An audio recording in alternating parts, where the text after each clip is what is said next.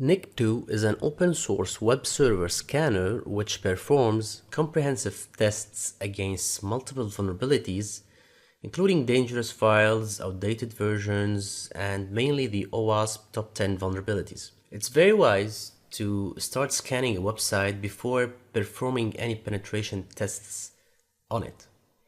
So let's get to the bread and butter of that. Just open your Kali terminal here and write nick2 hyphen uppercase H. You can see the help menu here.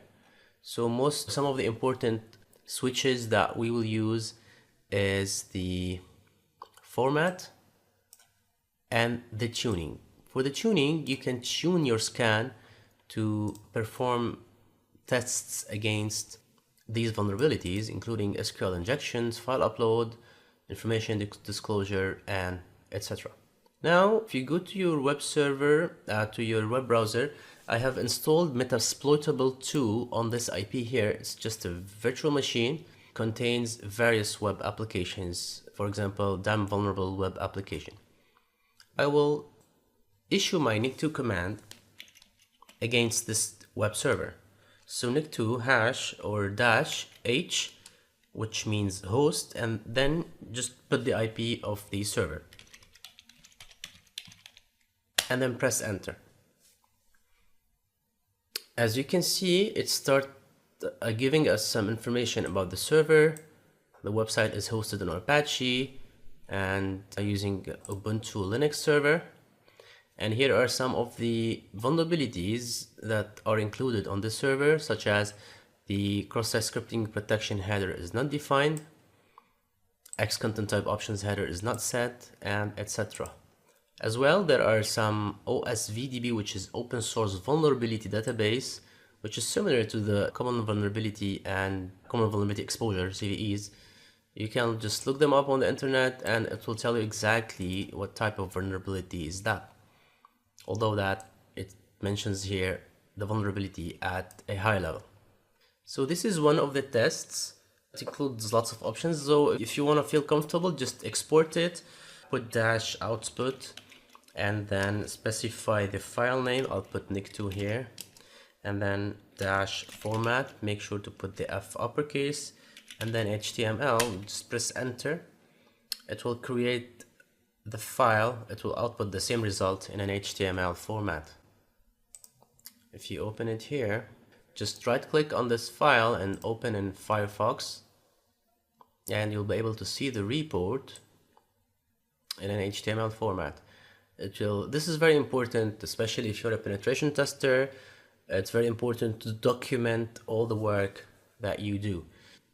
Here it tells you the target IP, the target host name, the port. We can change the port by issuing the -p switch and just put any port, but by default it's 80. The server is running Apache version 2.2.8 on Ubuntu, and you can see all the vulnerabilities here with the description and the link to the OSVDB entries. It's a very handy report. Now going back again to nick2, as we saw once we issued this -h, is that we can tune our scan for different purposes. Like if you want to scan specifically for SQL injections, we need to use the parameter 9. So let me show you how.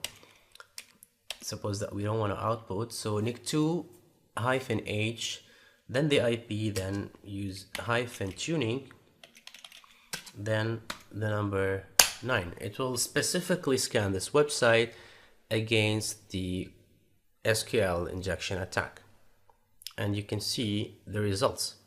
Now you can as well use HTTP in the host name / and then specifically mention the application name, which is the damn vulnerable web application. So now it will scan against SQL injection attacks on the damn vulnerable web application. So as you can see, it's a very handy tool and it's a very easy to use tool, and it's considered somehow a standard for web vulnerability scanning.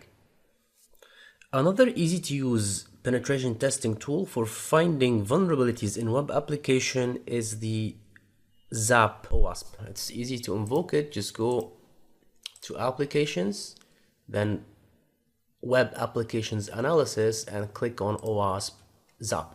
Just follow the instructions on the screen to start the application.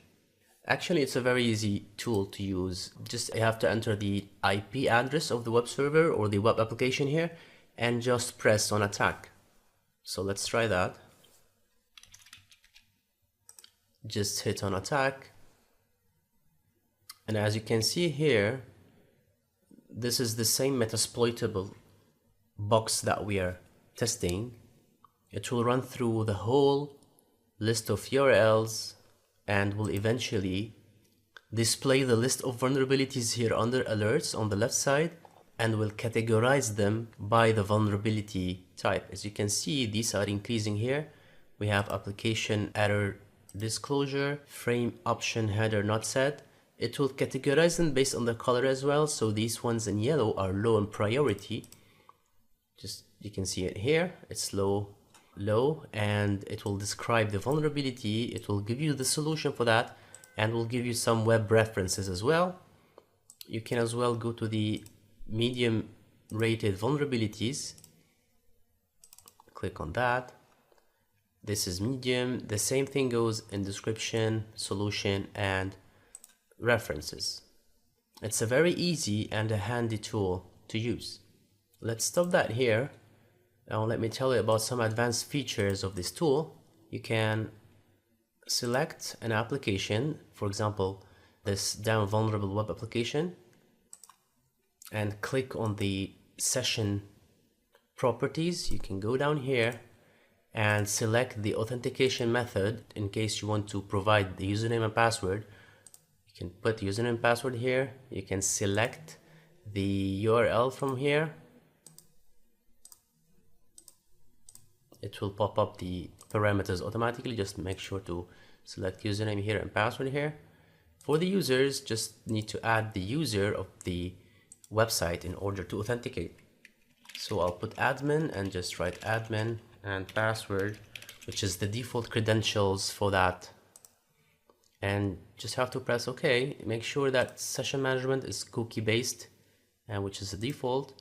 Press OK and then right click on that and perform the attack again.